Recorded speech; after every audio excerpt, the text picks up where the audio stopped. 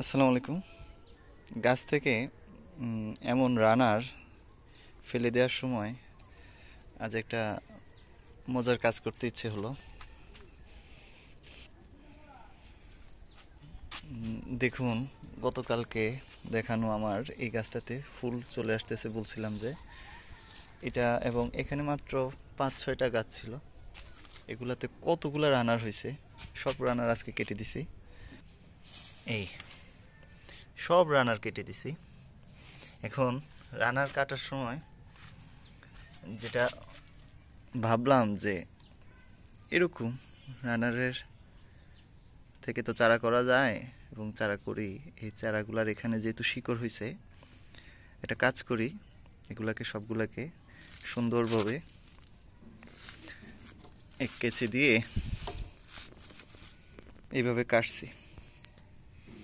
কেটে কেটে শুধুমাত্র এটা শিকড়ের অংশ, এবং সকল পাতাই বলা যায় ফেলে দিছি। কোনোটাতে তো সম্পূর্ণ পাতাই ফেলে দিছি, এবং অনেকগুলাতে দেখা গেছে যে এগুলার ভিতর থেকে আবার অন্য রানার বের হতেছিল। এখন আমি জাস্ট এগুলাকে একটা একটা করে এভাবে রেখে দেব।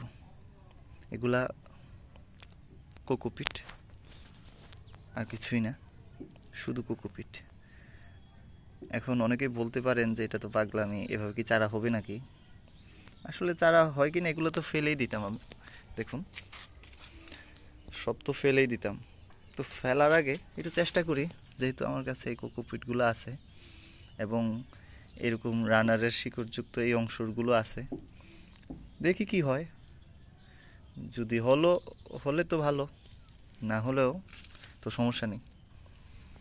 অনেকে আজাইরা কাজ কারবারও বলতে পারেন, তবে আমি একটা জিনিস বিশ্বাস করি যে এটাতে হবে। এর কারণ হলো, স্ট্রবেরির গাছ যেই তাপমাত্রায় মানে সবচেয়ে ভালো বেঁচে থাকে, এটা হচ্ছে 15 থেকে 25 ডিগ্রি সেলসিয়াস তাপমাত্রা, এবং অত্যানুকূল তাপমাত্রা বা পরিবেশে সবাই একটু শক্তিশালী থাকে। সেই হিসেবে এগুলা এটাতে দেখেন, এটাতে কোনো শিকড়ই নাই বলা যায়, মানে এটাতে কোনো শিকড়ই নাই, এখনও শিকড়টা বের হচ্ছে।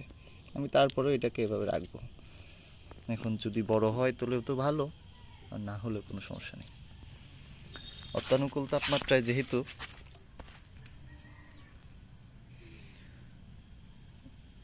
গাছের বৃদ্ধি সর্বোচ্চ হয় এবং গাছটা শক্তিশালী থাকে, সেই হিসেবে এটা পজিটিভ সাইন, এবং আশা করি যে এগুলা গাছগুলা বেঁচে যাবে।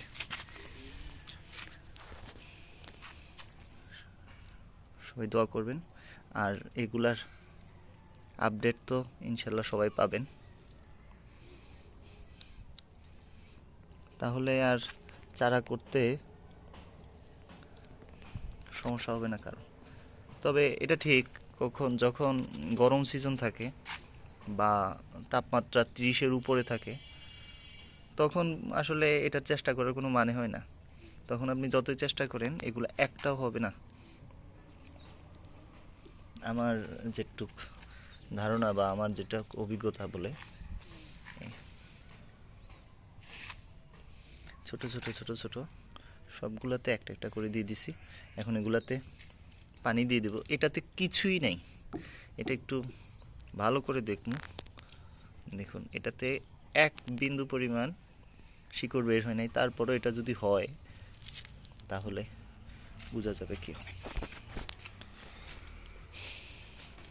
ধন্যবাদ সবাইকে।